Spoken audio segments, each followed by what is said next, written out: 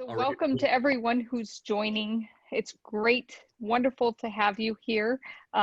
Dr. Chuck Wallace is going to take everything. He's to my side here, so I can do this and I've covered everybody, right? He's that way for me. He's that way for you. So if I do this, we're all good. So Dr. Chuck Wallace is your host tonight. And I, of course, want to make sure and draw attention to Kay Oliver, who is one of our academic advisors in the College of Computing. And so if you have not met her or communicated via email with her yet, I can kind of put a quick face to the name. So, okay. Thank you. Take it away, Mr. MC, Dr. Wallace. Okay, sure. Thanks everyone for being here.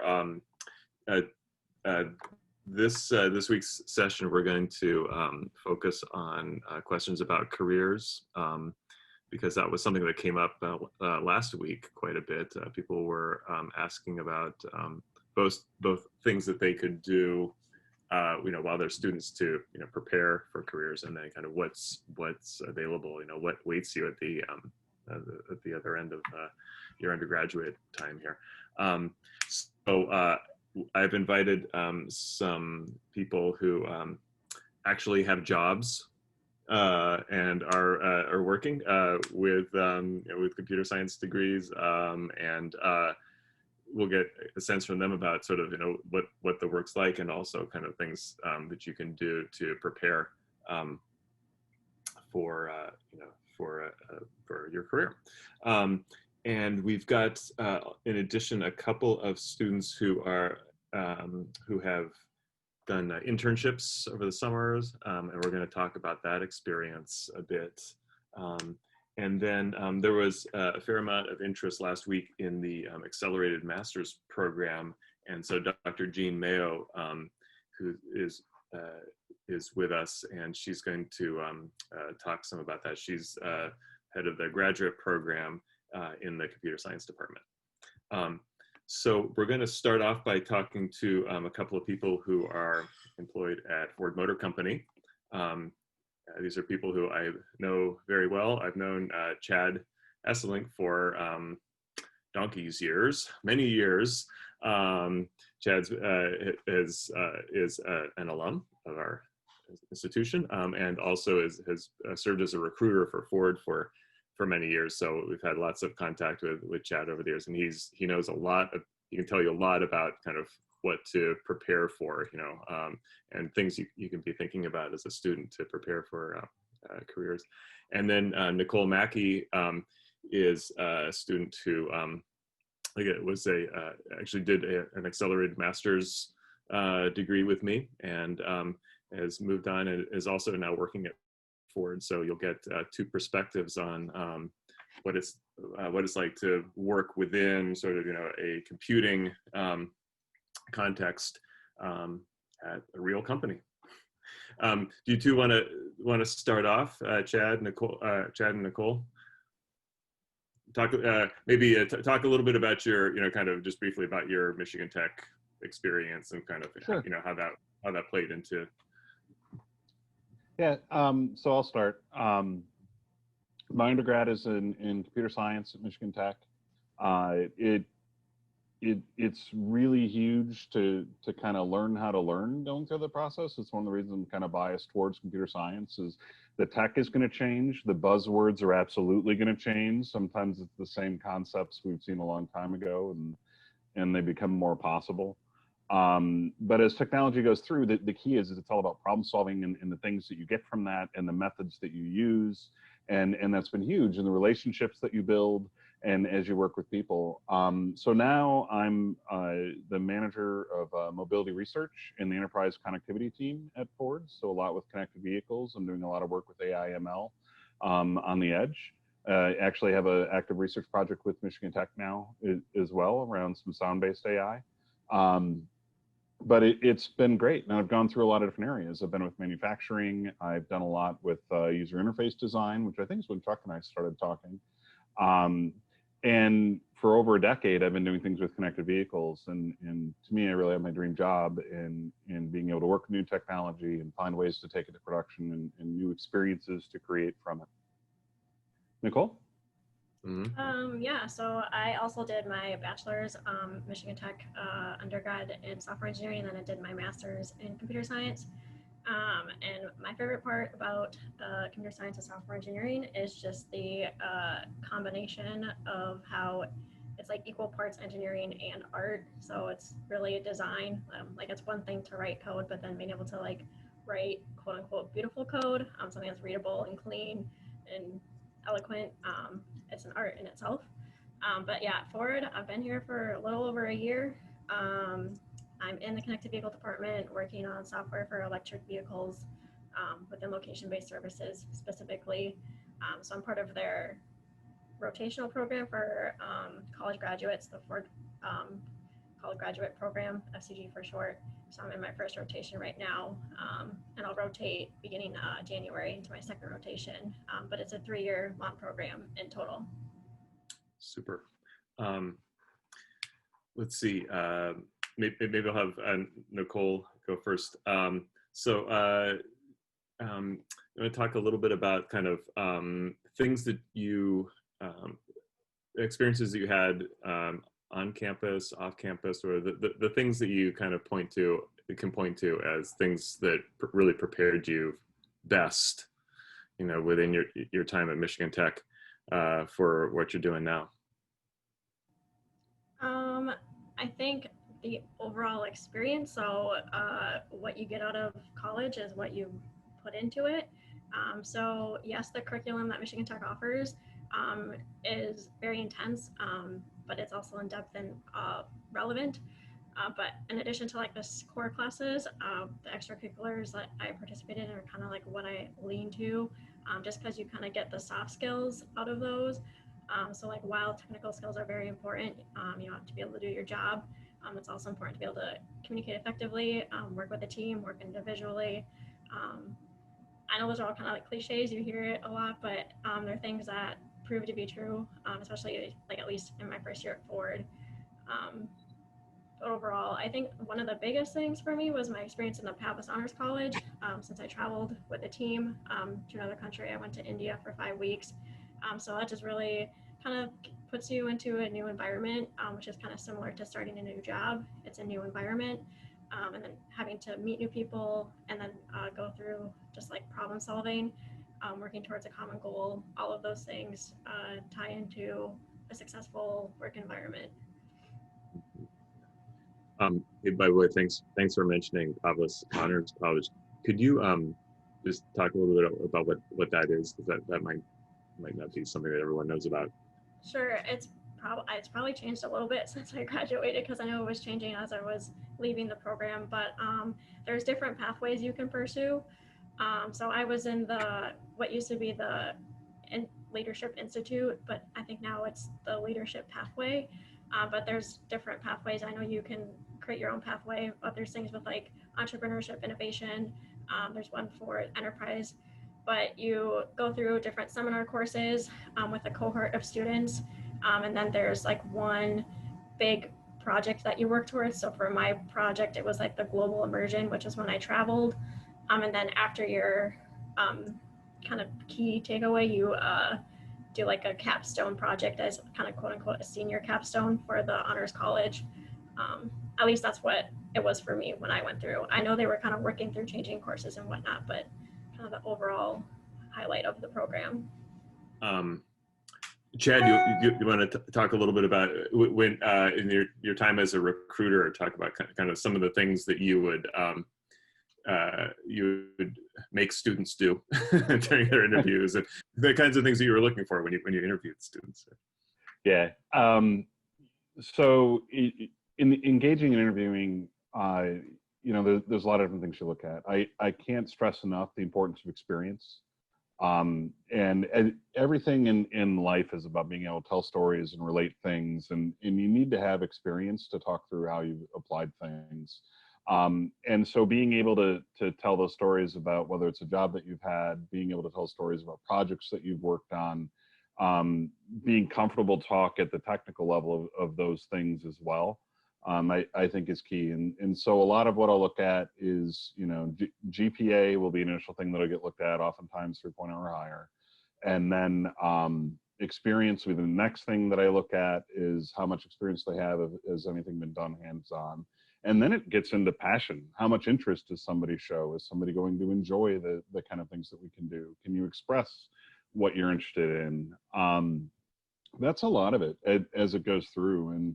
And kind of the sad thing through it is there's not enough folks like overall in software to fill all the needs across everywhere of people that are really interested in software, really interested in creating things and able to express it. So there's always demand for it. And then it's just trying to get people to match up to things that they're interested in, things that they want to do, and giving a chance for people to kind of find those opportunities. And so, you know, people who ask questions, show interest, are honest about, you know, what they're interested in, it is great. And then you can help connect people to things that they want to do. And when people want to do things, they tend to do them better. Say you're a student who is coming, say, to career fair, and you don't, you don't kind of have your mind made up about things. You know, like what you have sort of an idea. What would you suggest for a student who's kind of like, I don't know, maybe I don't know enough about Ford to know whether this is like the, you know, just an opening conversation kind of thing. Yeah, I think the key is, and I mean, I enjoy talking to freshmen. I enjoy talking to, honestly, anybody that shows interest in technology. But the key is to show the interest in technology. You don't have to know even what the company in detail would do. In fact, most times you won't anyway, because what you read on the web won't reflect, you know, what the real opportunities are. But if you know about technology, you know, if you look at things like TechCrunch or Engadget, and you can just talk about what you're interested in about technology today, and then kind of things you want to do, then that gives the recruiter an opening to talk about how that might apply. Right. And so I think it's, even if you don't know what you want to do, you should know what you're interested in. Doesn't mean you want to do it, but it opens up the conversation. And some of the early conversations, just figuring out, does that sound like something interesting to do? And you'll pivot. It's not a final answer anyway. And I mean, Nicole even referenced, she's on a rotational program. You know, she's in a connected vehicle rotation now, and she'll go do something else. In her third rotation, hopefully she comes back to my team. So I got to get that in there. You can move around, you can do different things. It's a foundational building block of skills, and it's just look at how you can continually build on them. But the starting point is showing interest in the tech. And when you get the opportunities, ask the questions. I mean, some of these things we really enjoy talking about, because if you like your job and the tech is kind of cool, I mean, if I'm really into AI ML right now, but I love talking about VR, and I love talking about, you know, different other kind of areas of what's going on. I'm not so much on big data databases, but I can easily go, oh, well, that's what somebody else would love to talk to you about. So all those pieces are there. It's just from the conversation starter, if you leave it to us, we'll come with our own biases, and that might not match what you want to know.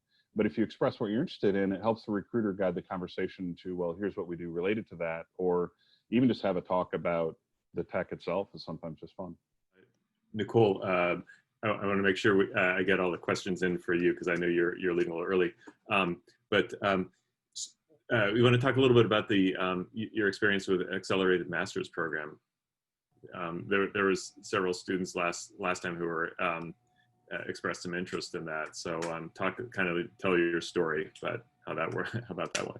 Sure. So I highly recommend the Accelerator Program if you're considering a master's at all. I'm really glad that I did it right out of my undergrad. One, you can double count 6 of your undergrad credits towards the graduate program. So that's how you're able to do it in 1 year instead of the usual 2.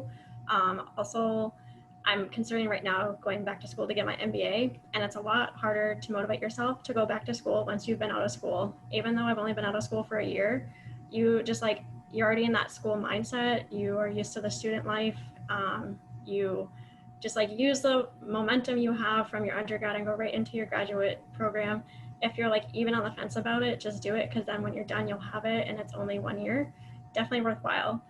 So like, yeah, Dr. Wall said, I did my program under him. So he was my advisor. We worked on a project which was called Home Tracker.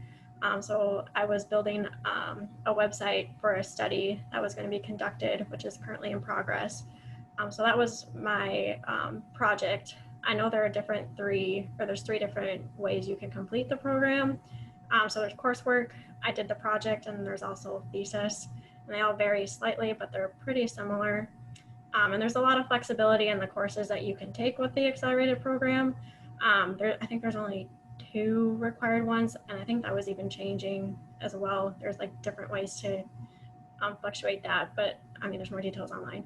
But no, definitely worthwhile. If you have, like for me, I took 18 credits for 4 semesters as an undergrad student. So going to the graduate program, coursework isn't really much different. You still have free time. But overall, yeah, I would highly recommend it. There's ways, I guess, if you're on the fence about financial aid, there's opportunities to get support, especially for me, like I was doing this like project. So there's grant money through the project that's able to kind of help you fund your tuition and studies. So a lot of times there's opportunities there as well.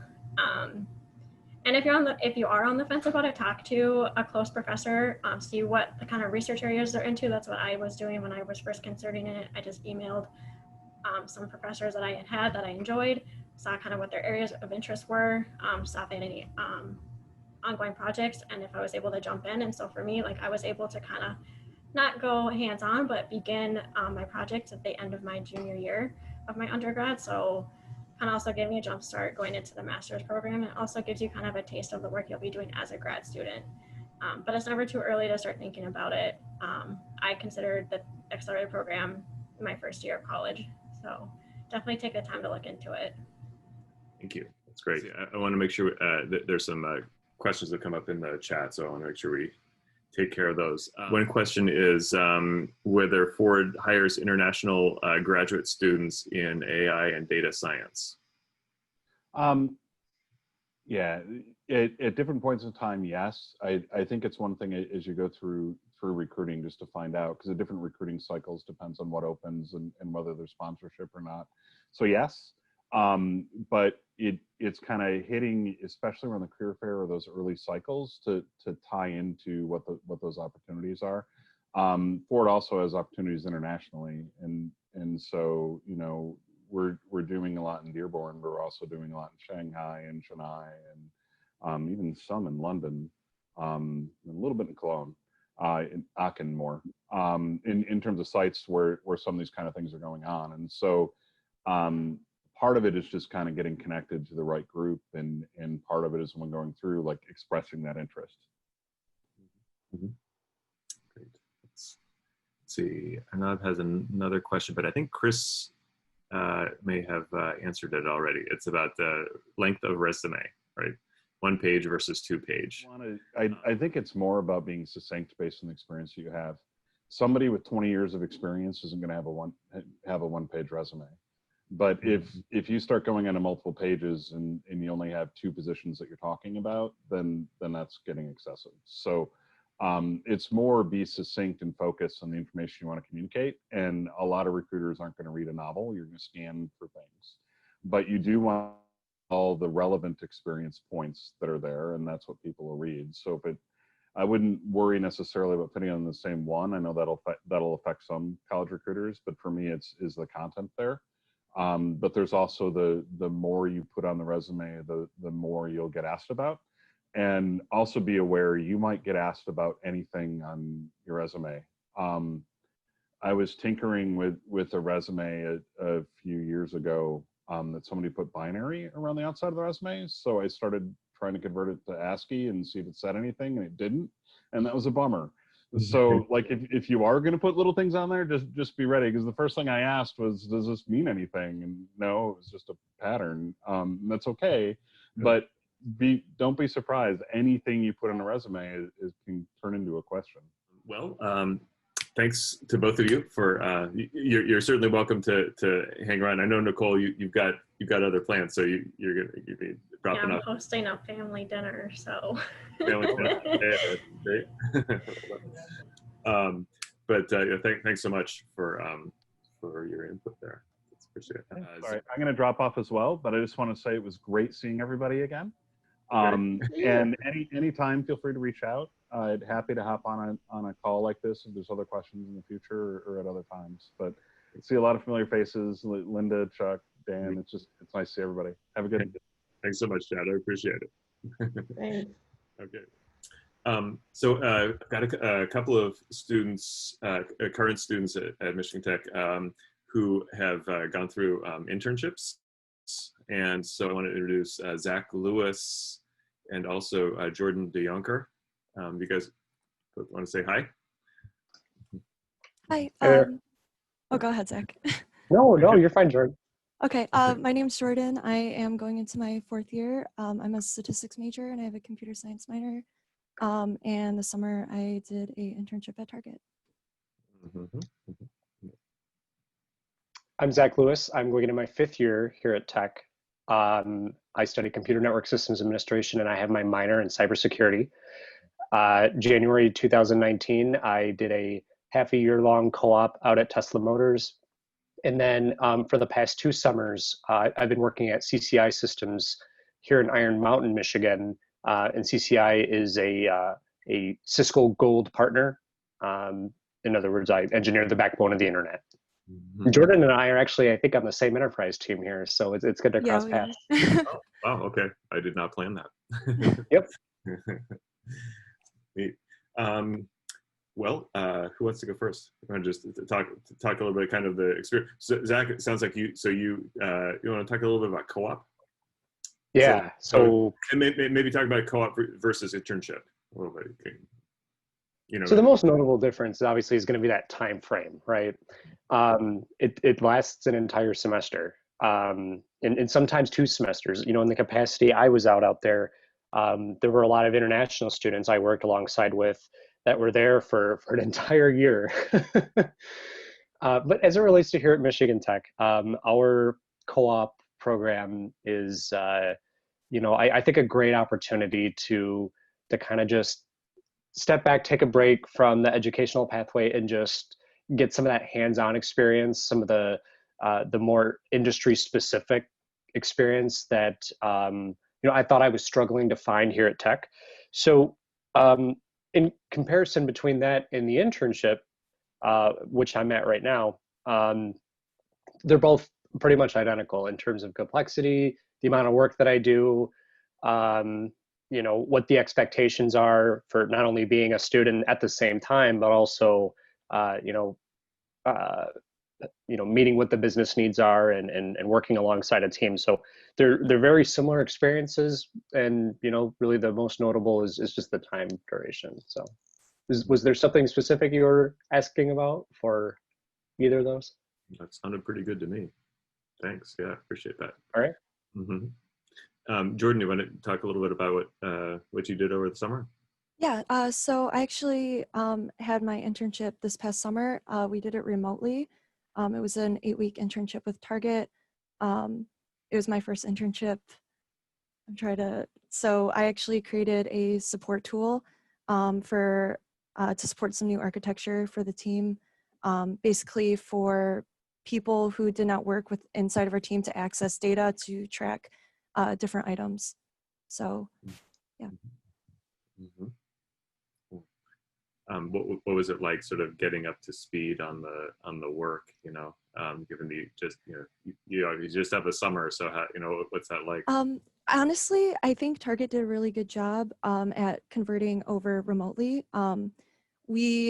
I thought it was a little bit difficult at first because I'm not a computer science major and I didn't have very much experience programming besides basics, but it was really easy to work with the team. We had mentors too, which helped us kind of figure out where we should start, figuring out sprints and what stories we needed to do and kind of how to approach how we needed to break down the overall issue.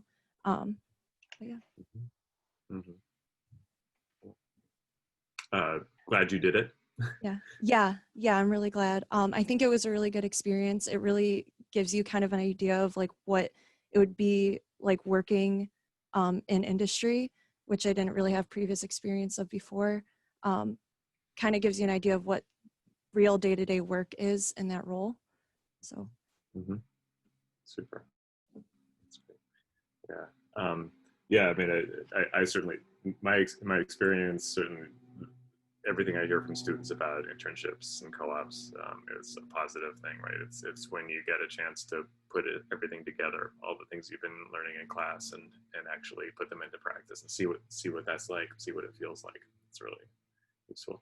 If people have questions for Zach or Jordan, please go ahead and add them to the chat. I'm going to bring in Chris Hohenhold from Career Services, who has very generously offered to be here with us.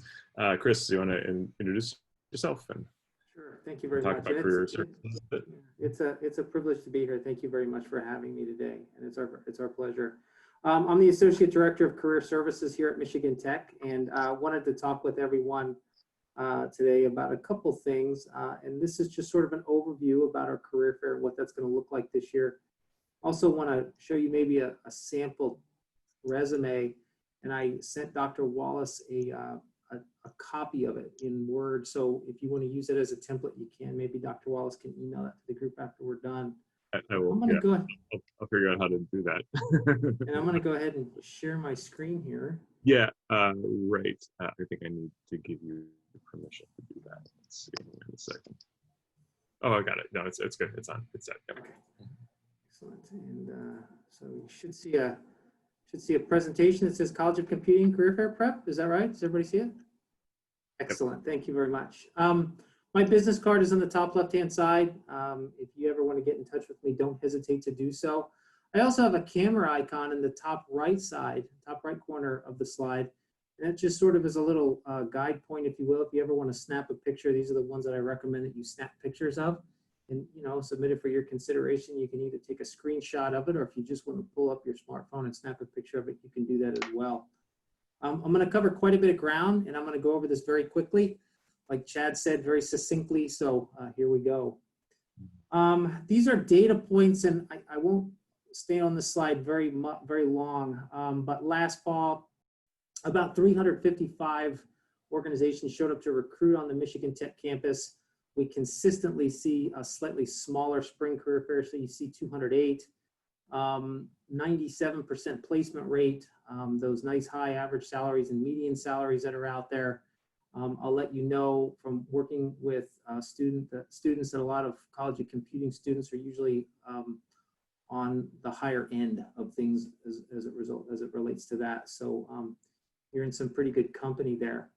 This is an image of what our in-person career fair typically looks like, and it's about what you'd expect. A lot of folks in there, and you see students, you know, dressed up fairly formally, if you will. They're taking it seriously.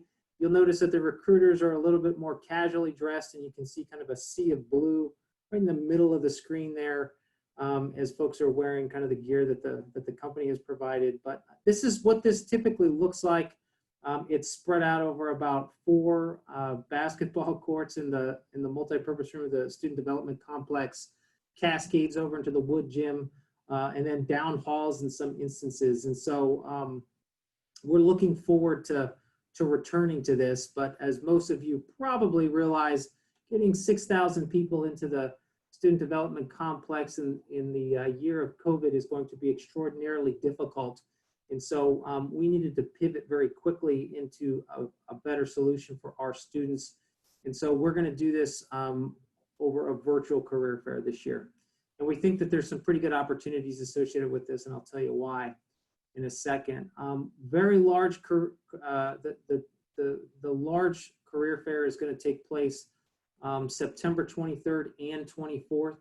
There will be different companies at both of those. Those both run from 10 a.m. to 7 p.m. But if you're looking for something that's a little bit of a warm-up, Career Services has a partners program and a corporate advisory board, and we invited a handful of companies to participate with that. And that may be a good place for you to kind of experiment early. with the application and meeting with people. There are going to be, we currently have 8 companies signed up for that one. So it's going to be a little bit smaller, but we think it represents a networking opportunity. We would urge you to consider taking advantage of that.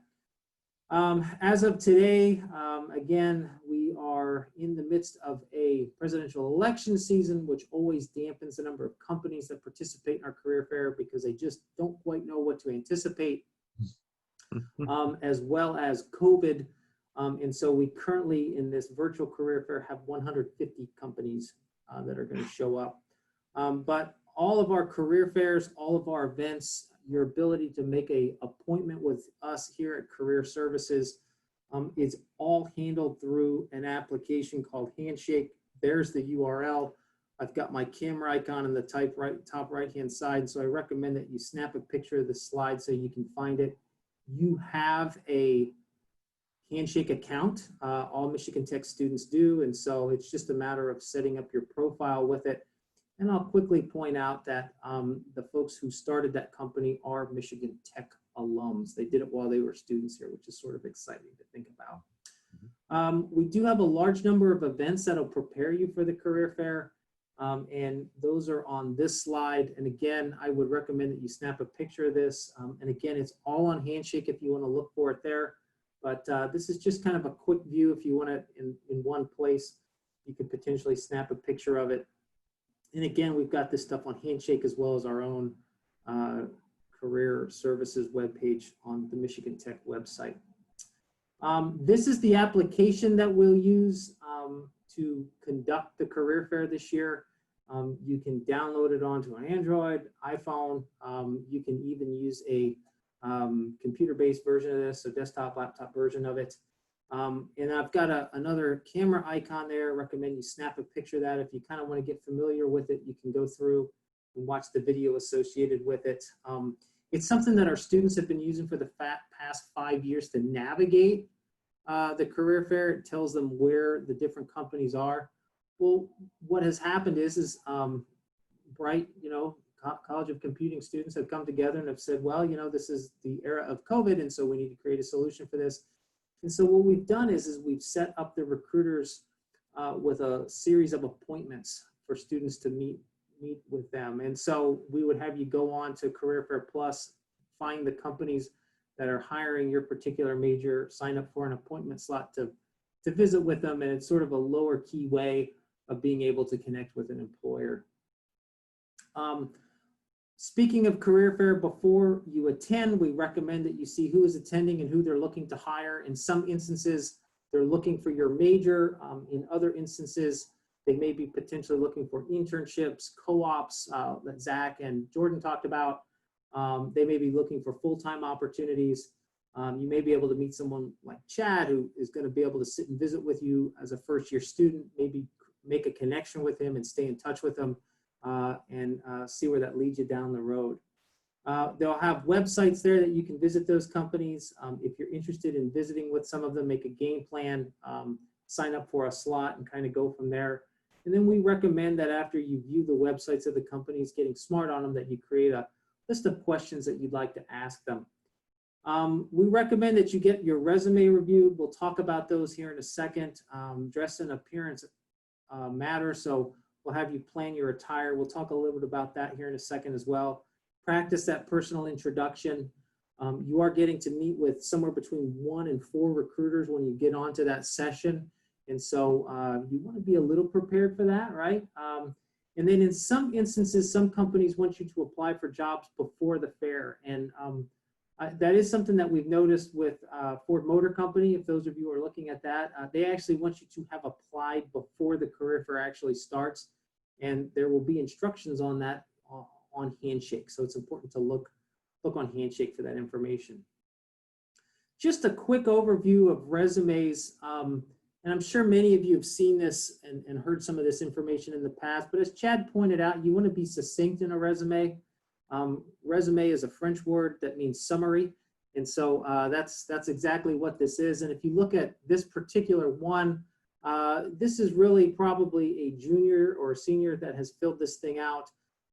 Instead of an objective statement, Department of Labor Best Management Practices says to use a summary up top. They've talked about their education, internship and co-op experience that Zach and Jordan have, any kind of project experience they may have picked up in class, those computer and technical skills that you could potentially share those with employers. We always encourage folks to pick up some good leadership and co-curricular involvement. And that's kind of interesting because a lot of job descriptions that you look at, and I'll call it Zach with the Tesla show, I was looking at a Tesla job announcement, and it specifically said they were looking for someone with strong leadership potential who could work on teams. And really that's where you can kind of pick that kind of stuff up. Recruiters also love it when students are working part-time to put themselves through school.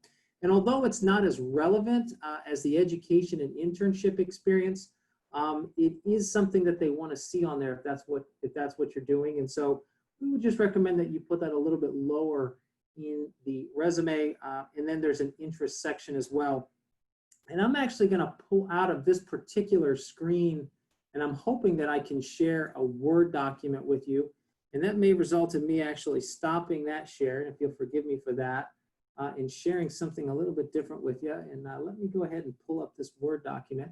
And can everyone see the resume that's in front of everyone right now? Yeah, okay, good. So Dr. Wallace is giving me a thumbs up. I built this resume today based on our template, and I modified it a little bit to reflect probably what most people who are incoming first-year students are potentially looking at. I created this, Jill is an incoming first-year student who's picking up a computing major. She's done a lot of high-impact IT support for high school students and the elderly, and we'll talk a little bit about that. And she's searching for internships or co-ops this summer. You can see here that although she's a first-year student, she's gone ahead and she's put that major down there as well as the year she's projected to graduate. Jill, for some oddball reason, has managed to graduate from the same high school that I did. And so we've got her high school information there, and that's relevant at this stage, especially if you're an incoming first-year student. She got pretty busy with stuff during the spring and summer of COVID. In this, we would consider this to be professional experience. I'll stop right quick and I'll let everybody know that Jill's a superhuman. And so I don't expect anybody to have anything like this on their resume. But if you did, call me up because I'm acquainted with a couple of investors that may want to talk with you. But Jill conceived of, formed, and raised funds for a regional nonprofit to address connectivity shortfalls during the COVID 2019 pandemic. She did some other things, and the bottom line is that she just wanted to connect folks who did not have IT access to it, and that allowed folks to do telework. This leads with action bullets. It is well quantified. It provides results, and so we're pretty pleased with that. It has those leadership components, and again, if you're participating in the career fair this fall, most of this is probably going to be derived from your high school or local community experience. You're probably not going to have any of this associated with college yet, and that's very reasonable. Jill got involved with some community stuff. Jill's got that work history where she's working at a grocery store. She did some equipment rental and maintenance at the Laguna Madre windsurfing company. And then she's got some pretty unique interests as well in a variety of topics. And so this is a template. I'm hoping that Dr. Wallace can send this out to you. You can always get in touch with me. I can send it to you as well if that's what you need to do. And you can modify this based on your own experiences, okay? So I'm gonna close out of that particular resume though, and then get back into this. And my presentation should be back up on the screen. Am I good there, Dr. Wallace? Oh, perfect, okay. So those are the components of the resume. Dress and appearance counts. This is a special event, and so we would recommend that you assign it the gravity that it has forthcoming with it. You are going to see your recruiters potentially dressed up as smart casual. We would recommend that you go in at least as business casual. You saw from the image, we did see some folks in formal business attire. We are getting some feedback that, hey, when you come in at that career fair and when you interview, you probably want to be on the business side of the house or up, okay? However, we do want you to be comfortable, and so we would recommend that you pick something that you feel comfortable in. I feel fairly comfortable wearing a tie. Not the ideal way to go about in my day-to-day business, but I feel comfortable doing it. And so I wouldn't hesitate to put on a tie for a career fair, and would recommend that for folks to kind of think about that as well, right? And so what's comfortable, but also taking it seriously at the same time. And that's dress and appearance. Personal introductions are important. Sorry, go ahead. Can I just throw in something? Oh, yes, please. I think it's important if you're in the at the career fair to make sure you're wearing shoes that you can walk around in all day. Because Yes. I've sometimes seen a few people wearing shoes that they weren't used to wearing, and they were tripping up a bit, and I don't think that makes a good impression either. So Right. So it's that combination of comfort as well as, look, I'm taking this seriously, right? So Right. yeah. Yeah. Perfect. And again, this year it's going to be virtual, so it's a little different. I will point out that when you're meeting with someone like this with the camera, you can see the top half of me, obviously, but you cannot see the bottom half. There are some rumors out there of some companies, and these are during interviews, not during virtual career fairs, but during interviews saying, could you please stand up? We just want to make sure you're not wearing pajamas on the bottom, right? Those are the nightmare situations. The other thing, though, is occasionally we need to walk away from the screen, right? And so if you forget to mute the screen and you walk away and folks can see that, oh, look, you're wearing your pajamas at the, underneath, right? It's just better to kind of go in and to go have a matching set top and bottom. So your personal intro is important. This would be something that you would potentially do as you go to meet with someone in person at the in-person career fair. It's still relevant for the virtual career fair for that. So the bottom line is what they're telling you there is walk up to somebody, introduce yourself. It can be a little awkward, that's okay. But introduce yourself, and as you talk about yourself, talk about why you're passionate about this particular field of study, what led you to choose it, and especially as first-year students, kind of those formative experiences that resulted in you choosing this particular major, among other things. After the career fair, send thank you notes. Still very important to do in the world. Realize that email has replaced maybe some written thank you notes, and that's perfectly okay. That Career Fair Plus app is going to give you access to the recruiter's email addresses, so I wouldn't hesitate to follow up with a thank you email. It can go a pretty long way, and it's a great way just to stay in touch with folks. At the end of the day, some people view career fairs as, hey, this is a pathway to a job, and other people view it as an opportunity to a very strong networking opportunity.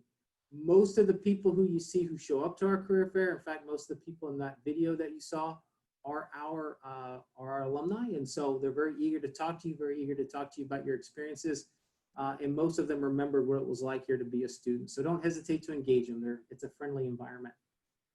You can make an appointment with us at any point, and Handshake is the mechanism to do that. Had this on another slide, over 40 hours of appointment blocks per week to meet with us. Would certainly encourage you to do so, and we'd love to meet with you in person. I do have a couple of public service announcements, and that is that if you're looking and you're thinking, I think I'm going to go early and take a look at that September 9th Partners Career Fair, please establish and update profiles in Handshake and Career Fair Plus. Critical that you do that. That's going to allow you to make those appointments with the recruiters. It also allows them to take a look at your resume that you produce for them. The other thing is that because you're going to be making appointments in Career Fair Plus to meet with recruiters on those career fair dates, it's important that you actually go in there a week or two early, and you'll see an announcement come from Career Services letting you know when we've opened those up. But go in there and set those appointments up so you can meet with those recruiters. That completes my presentation. I'm happy to answer any questions anyone has.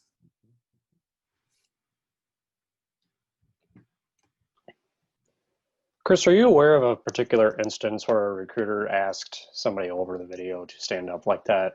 It's just a little challenging for me to believe that happened. Yes, it was an electrical engineering student. And this was not recently. I think these interviews are, video interviews are kind of a budding and emerging thing, and they've certainly gotten a lot more, there's a lot more of them now than there was even a year ago. but they wanted to interview this person. I think this was 2 or 3 years ago, and they asked him to stand up. That's strange. That's actually really bizarre. Yeah, that was my take on it as well. Very well, thank you. Yeah.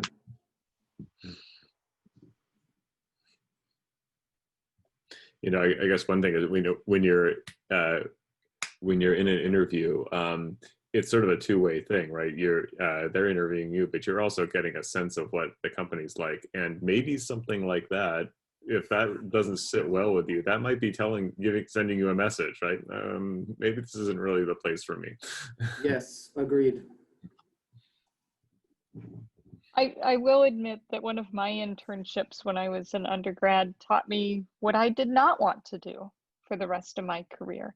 And it wasn't like there was anything horrible that happened. It's just the work was something I thought I might be interested in. Mm-hmm.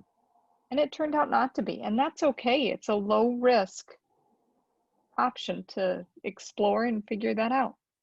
Absolutely. Yeah.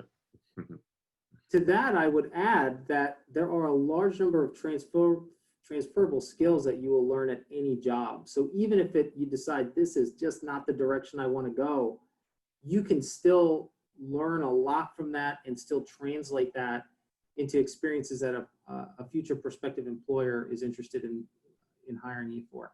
Mm-hmm. All right, great. Well, as well, we sent out some links to career services, and you're available, I imagine, right, for student questions and so on. So I think if anyone's got more questions, obviously you can bring them up with Chris or other people at career services still. So. Good. Thanks so much, Chris, for being here. Really appreciate it. Okay, and I have one more person who I invited for this evening, and that's Dr. G. Mayo. Just to follow up a little bit more on anyone who has questions about the Accelerated Master's Program. We've talked about it already earlier this evening, so maybe we've talked this one out. But Jean, do you want to at least say hi and introduce yourself? And Sure, yeah. I'm Jean Mayo. As Chuck said, I'm the director of the graduate program for the Department of Computer Science. And I think it's probably worthwhile for me to quickly go over, what the basic structure is, at least, of the Accelerated MS. I don't think it'll take more than a couple of minutes. And then you can ask any additional questions that you have. Mm-hmm. So let me throw up an overhead here real quick. So the basic idea of the Accelerated MS is that you can count 6 credits toward both your BS and your MS. So what that's going to mean is that instead of taking 30 hours after the BS, you only need 24. And if you take 12 hours per semester, which would be a heavy load but not unmanageable, like Nicole pointed out, then you can finish the MS in only 2 semesters.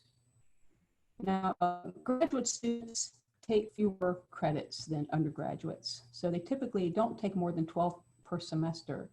So that means that in comparison to the regular BS, you can complete your MS in only 2 semesters as opposed to 3 or even 4. And there are lots of degrees available, not just in computer science. So I would suggest if you're interested in this to go to the NTU webpage and find out all the disciplines that Accelerated MSs are offered in. But in our department, we offer one in computer science, data science, and cybersecurity.